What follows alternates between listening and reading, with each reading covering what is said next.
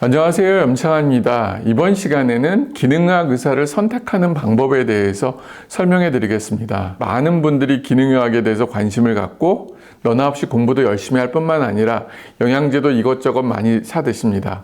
그리고 본인이 공부한 걸로 해결이 안 될 때 병원에 찾아와서 이제 상담을 받고 갑니다. 근데 어떤 환자들은 맞고 또 어떤 환자들은 저하고 맞지 않아서 제가 돌려보내는 경우들이 있습니다. 실제 환자들이 한 10명이 온다면은 그 중에 3명만 제가 치료를 하고요. 나머지 7명은 돌려보냅니다.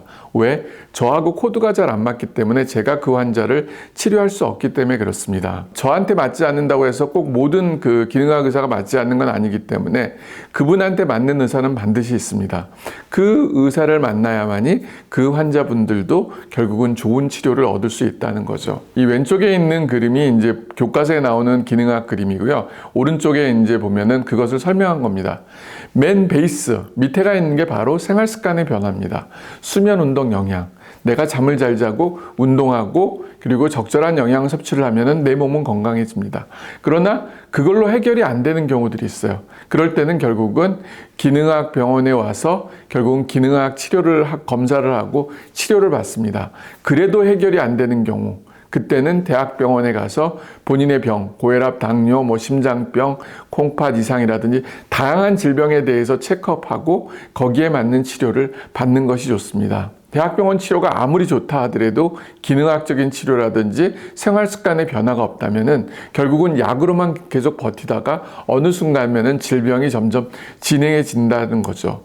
그러나 만약 내가 대학병원 치료와 더불어 기능의학적인 치료, 생활습관의 변화를 가져온다고 하면은 저는 좀 더 건강한 삶을 살 수 있고 그리고 질병이 나빠지는 것, 또한 합병증이 생기는 것, 부작용이 생기는 것을 예방해주고 막아줄 수가 있습니다. 그러면은 기능학적인 질병하고 병원의 질병의 차이는 뭐냐? 하나의 예를 들어보겠습니다. 피로. 피로는 누구나 느낍니다. 근데 이거를 질병으로 인식할 수가 있고 그냥 단순하게 그냥 별거 아닌 것처럼 느낄 수가 있습니다. 내가 만약 피로가 너무 심해서 어떤 질병이 있지 않을까? 가서 병원에 가서 검사를 해봅니다. 그러면은 병원에 가서 검사했으면 다 이상이 없어요. 이상이 있으면 진짜 피로를 전제할 수 있는 병인데 그 병은 굉장히 많아요.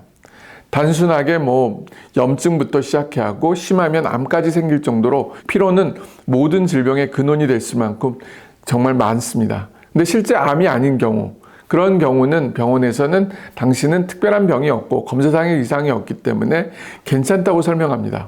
그런데 만약 검사상의 이상이 있으면은 바로 질병의 적신호고 적극적으로 치료를 안 한다면은 결국은 나빠질 수 있다는 거죠. 그렇지만 피로가 내가 어떤 단순하게 그냥 느끼는 증세가 아니라 좀 더 심하게 느끼는 거라고 하면은 바로 건강의 적신호입니다. 그 건강의 적신호를 적절하게 내가 조절을 하면은 결국은 건강한 삶을 살 수 있지만은 만약 그 건강의 적신호를 적절하게 조절하지 않는다고 하면은 나는 심각한 질병에 갈 수밖에 없다는 거죠. 그렇기 때문에 단순하게 피로를 회복을 시켜주면 좋지만 회복을 못 시킨다면은 정말 많은 병에 걸릴 수 있기 때문에 항상 경각심을 가져야 됩니다. 이 그림은 이제 어려서부터 결국은 젊었을 때 나이가 점점 들면서 우리의 노화의 이제 과정들입니다. 내가 나이가 많았다 하더라도 젊게 보인다면 좋은 거잖아요. 반대로 젊었는데 나이가 들게 보인다고 하면 결국은 내가 건강관리를 잘못하고 있다는 거죠. 그 건강관리를 잘못하고 있으면은 결국은 그로 인해서 다양한 질병이 올 수밖에 없고 그로 인해서 결국은 남은 삶 자체가 불행해질 수가 있다는 겁니다. 우리가 보통 이제 연령별로 이제 여러 가지 변화들이 생길 수가 있습니다. 가장 대표적인 게 뭐냐? 근력. 그 다음에 신체적 변화입니다. 청년기, 보통 20살까지는 우리가 건강하다고 보통 표현해요. 그러다가 20살이 넘어가면서부터 이제 우리가는 노화가 차츰차츰 오기 시작합니다.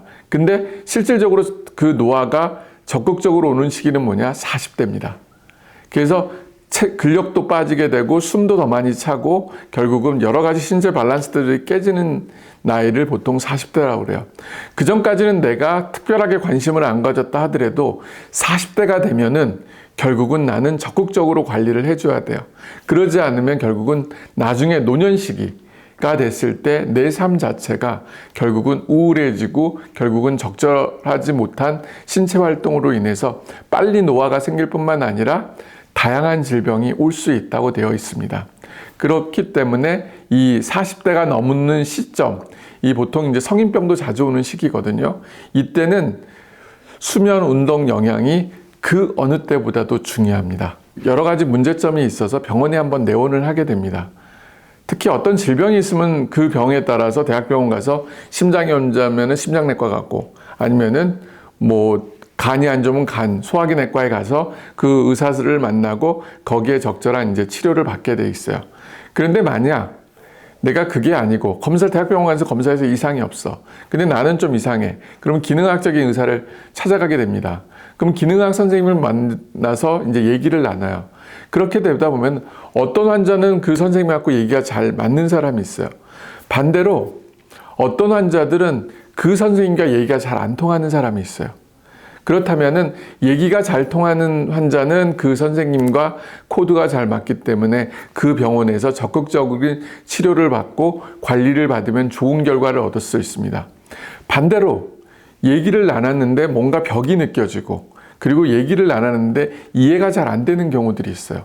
그런 경우는 그 병원 선생님인가 이 환자분은 결국은 코드가 잘 맞지 않는 경우입니다. 그럴 때는 과감하게 다른 의사를 찾아야 됩니다. 그 의사가, 기능학적 의사가 굉장히 유명하고 실력도 뛰어나다고 하지만은 나한테는 맞지 않은 겁니다. 그렇기 때문에 항상 첫 번째, 상담이 가장 중요해요. 그 상담에서 보통 이 병원의 의사하고 내가 적극적으로 계속 치료를 받아서 나을 수 있을지 없을지가 결정이 됩니다. 의사 역시도 환자한테 상담을 통해서 이 환자의 문제점을 찾고 이 환자를 적극적으로 검사를 통해서 치료까지 갈 수 있는지를 아는 시기도 바로 이 상담의 시기입니다. 그래서 상담을 할 때 한 10명이면은 한 7명은 치료가 잘 안 될 것 같아서 걸러지고 3명의 환자만 치료할 수 있어서 이제 데리고 갑니다. 그리고 그 중에서 한 20% 정도가 검사를 통해서 문제점을 찾고 최종적으로 적극적으로 치료를 하는 데까지는 10명 중에 1명 정도가 남는다고 합니다. 그렇기 때문에 이 의사가 100% 내 거를 해결해 준다고 생각해서는 안 되고, 첫 번째는 나하고 잘 맞는 의사인지를 확인하고 그 다음에 검사를 해야 됩니다. 처음 병원에 내원하자마자 어떤 분은 이래요. 저 여기 병원에서 기능학적인 검사, 유기상 검사, 모발 검사, 타액 검사, 그리고 음식 알러지 검사 다 해주세요. 근데 사실은 그 다 해줬을 때 그거에 대해서 정확하게 판단 기준도 안다고 정확하게 얘기가 안 되는 경우가 의외로 많습니다. 그렇기 때문에 처음에는 얘기를 통해서 충분히 듣고 그 다음에 이제 이게 필요한지 안 필요한지를 생각한 다음에 검사를 하는 게 중요합니다. 저는 이제 보통 제 진료실에 오게 되면 제가 항상 환자분들한테 중요시 생각하는 게 3가지 있습니다. 수면, 운동, 영양. 그 중에 수면이 가장 중요합니다. 제 얘기를 듣고 그것을 이해하신 분들은 제가 그 환자하고 계속적인 상담을 통해서 필요한 검사도 하고 그 다음에 치료를 하게 됩니다. 근데 처음부터 수면, 운동, 영양에 대해서 환자분이 잘 이해를 못하고 그것에 대해서 아닌 것 같다고 계속 다른 이유라고 얘기하고 벽을 느껴주게 되면 저는 저보다는 다른 선생님을 찾아가는 게 좋다고 환자분한테 얘기를 해줍니다. 그리고 그 다음으로써 영양제 3개를 보통은 추천을 해주고요. 그리고 그 다음에 필요하고 이제 추가로 주고 안 주고에 따라서 1개, 2개 이제 넘어가 되어 있습니다. 그래서 실제로 제가 환자를 보는 거는 10명 중에서 1명에서 많으면 3명까지고, 모든 환자를 치료하지 못하고 저한테 제가 그 환자하고 잘 코드가 안 맞아서 혹시라도 제가 그 치료를 중단하더라도 그것에 대해서 이해하고 그리고 더 좋은 선생님을 만나는 것을 더 추천합니다. 네, 지금까지 시청해 주셔서 감사합니다.